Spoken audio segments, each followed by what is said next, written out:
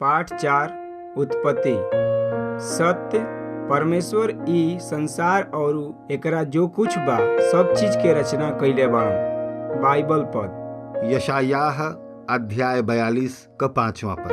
परमेश्वर जो कि आकाश का सृजे और ताने वाला हूँ, जो कि उपज सहित धरती के फैलावे वाला और ऊपर के लोगन के सांस और ऊपर के चले वालन के आत्मा देवे वाला परमेश्वर हउवन।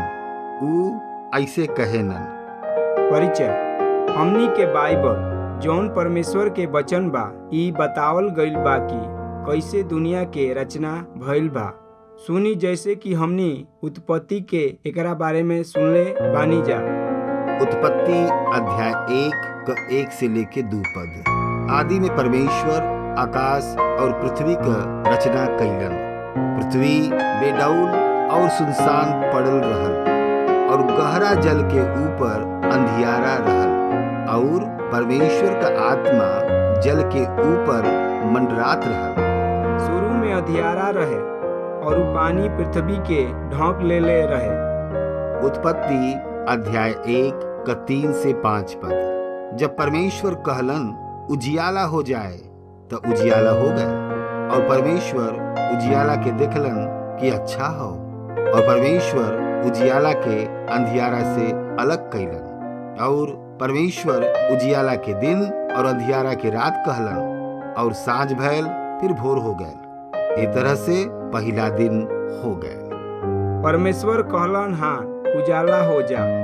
परमेश्वर सब कुछ अपना वचन के द्वारा बनौला हान। जौन परमेश्वर करेलन उ अच्छा खातिर करेलन। परमेश्वर उजियाला के दिन अंधियारा के रात से अलग कैला हान। उत्पत्ति अध्याय 1 का 6 से 8 पद। फिर परमेश्वर कहलन जल के बीच एक ऐसन अंतर होए कि जल 2 भाग हो जाए। तब परमेश्वर एक अंतर बना के ओकरे नीचे जल और ओकरे ऊपर जल के अलग अलग कैलन और वैसने हो गए। और परमेश्वर वो अंतर के आकाश कहलन और साँझ भैल फिर भोर भैल। ए तरह से दूसर दिन हो गए। परमेश्वर पानी के 2 भाग में बांट के 2 जगह पर अलग रखला हान। पहला भाग के आकाश के रूप में और दूसरा पृथ्वी पर जो कि पानी के रूप में बा। पानी निचला भाग में बटोरल गईल ह और ऊपर भाग आकाश हो गईल ह। उत्पत्ति अध्याय 1 को 9 से 13 पद। फिर परमेश्वर कहलन आकाश के नीचे का जल एक जगह में इकट्ठा हो जाए और सूखल भूमि दिखाई दे और वैसने हो गए। परमेश्वर सूखल भूमि के पृथ्वी कहलन और जो जल इकट्ठा भैल ओके उस समुद्र कहलन और परमेश्वर देखलन कि अच्छा हो। फिर परमेश्वर कहलन कि पृथ्वी से हरी घास और बीज बोए वाला छोट छोट पेड़ और फलदाई पेड़ भी जेकरे बीज उन्हीं में एक एक का जाति के अनुसार ई धरती पे उगे और वैसने हो गए। ए तरह से पृथ्वी से हरी घास और छोट छोट पेड़ जिनमें आपन आपन जाति के अनुसार बीज होत रहल और फलदाई वृक्ष जेकर बीज एक एक जाति के अनुसार उन्हीं में होएला और उगेला। और परमेश्वर देखलन कि अच्छा हो और साँझ भैल फिर भोर भैल। ए तरह से तीसर दिन हो गए। परमेश्वर आज्ञा दिलहान कि पृथ्वी पर एक जगह पानी बटोरा जाओ समुद्र के रूप में ताकि सूखल धरती दिखाई दे सके। परमेश्वर आज्ञा दिलहान कि धरती पर हर तरह के पेड़ पौधा उपजे। का परमेश्वर का भूख रहल ह और उनकरा खाए के कुछ जरूरत बा। पेड़ पौधा के केकरा जरूरत बा? प्रकाश धरती और पानी के जरूरत होला। परमेश्वर हर चीज तरीका से बनौला हान। परमेश्वर ज्ञानी बाड़न यही से गलती ना करेलन। शुरुआत में सब कुछ ठीक रहे। एजा झाड़ी घास भूसा पहले ना उगत रहे। उत्पत्ति अध्याय 1 का 14 से 19 पद। फिर परमेश्वर कहलन दिन के रात से अलग करे के लिए आकाश के अंतर में ज्योति हो और उ चिन्ह और नियत समय और दिन और साल के कारण हो, और वो सब ज्योति आकाश के अंतर में ए धरती पे प्रकाश देवे वाला भी ठहरे, और वैसने हो गए। तब परमेश्वर दूठे बड़ ज्योति बनैलन, उनमें से बड़ ज्योति के दिन पे प्रभुता करे के लिए और छोट ज्योति के रात पे प्रभुता करे के लिए बनैलन, और तारागण के भी बनैलन।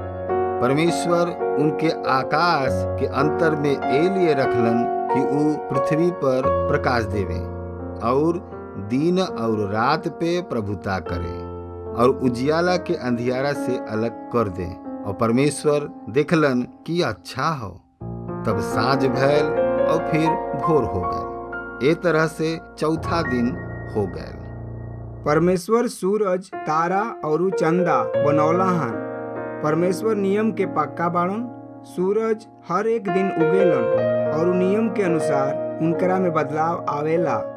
उत्पत्ति अध्याय 1 20 से 23 पद। फिर परमेश्वर कहलन, जल जीवित प्राणियन से बहुत ही भर जाए और पक्षी पृथ्वी के ऊपर आकाश के अंतर में उड़े लगे।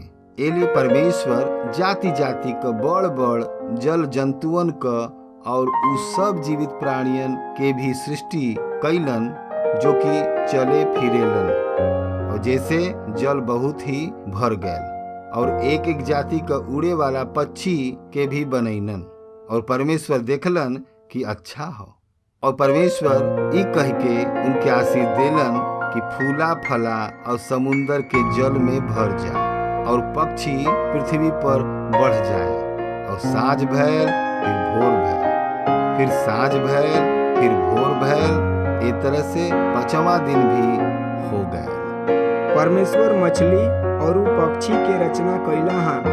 परमेश्वर उन्हीं के बढ़े के आज्ञा देला हन। उत्पत्ति अध्याय 1 24 से 25 पद। फिर परमेश्वर कहलन कि पृथ्वी से एक एक जाति जाति का जीवित प्राणी यानी घरेलू पशु और रेंगे वाला जंतु और पृथ्वी का वन पशु जाति जाति के अनुसार उत्पन्न हुए और वैसने हो गए। ए तरह से परमेश्वर ए पृथ्वी का जाति जाति के वन पशुवन के और जाति जाति के घरेलू पशुवन के और जाति जाति के भूमि पर सब रेंगे वाला जंतुवन के बनैलन। और परमेश्वर देखलन कि अच्छा हो। परमेश्वर जानवरों के अलग अलग रूप में बनौले बाड़न। उत्पत्ति अध्याय 1 28 से 31 पद। और परमेश्वर उनके आशीष देलन और उनसे कहलन, फूला फला और पृथ्वी में भर जा और उनके अपने बस में करला और समुंदर का मछलियन और आकाश का पक्षियन और पृथ्वी पर रेंगे वाला सब जंतु पे अधिकार रखा।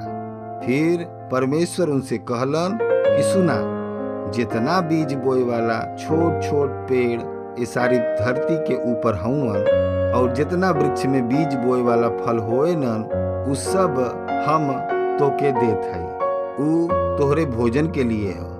और जितना पृथ्वी पे पशु और आकाश का पक्षी और पृथ्वी पर रेंगे वाला जंतु हउवन जिनमें जीवन का प्राण हो, उस सब के खाए के लिए हम सब हरा हरा छोट पेड़ देले हैं।